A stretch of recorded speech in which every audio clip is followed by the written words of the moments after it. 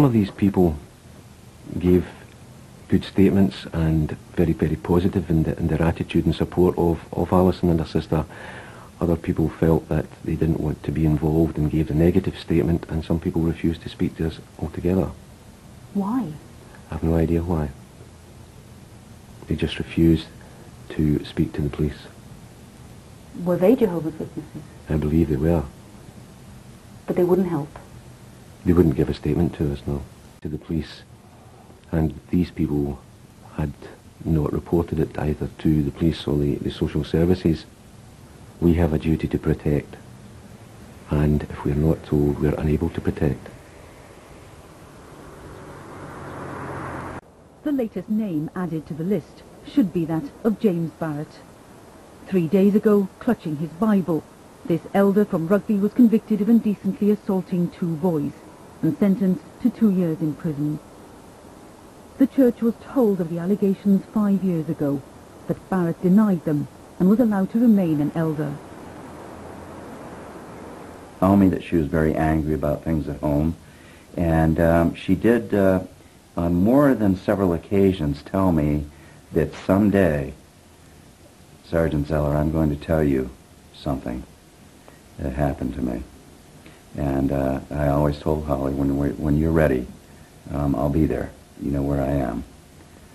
It was clear to me that it was a life's crossing, a road to cross. Never any doubt in my mind that Holly could do it. It was a tremendous effort on her part, and it smacked of raw courage from beginning to end. Sexual abuse of children is not to be tolerated, and I don't care what their reasoning was.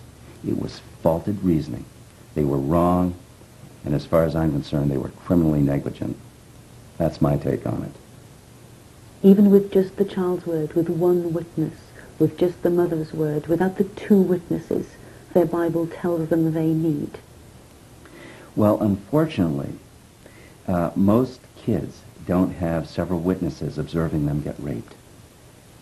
It's an unfortunate part of it. He had already been found guilty, and they found room in their hearts to stand in front of that child and say, we don't believe any of it.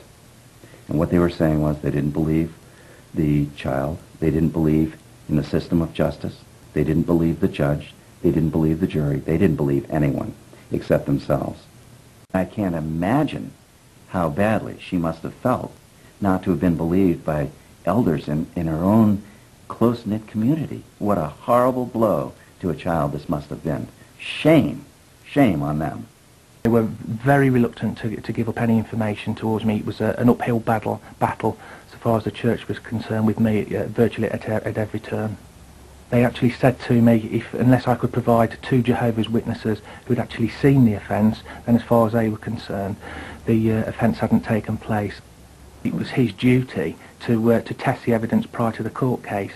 I advised him that if that sort of behaviour continued, then if an allegation had been formally made, then I would have to investigate that particular person for offences of pervert the course of justice and in fact witness intimidation. The conversation did get a little bit heated towards the end, but obviously I had a duty to protect my complainants and witnesses to the case. I made sure and sent out the signal that I was prepared to protect them and take drastic steps, i.e. arresting people if they breach that.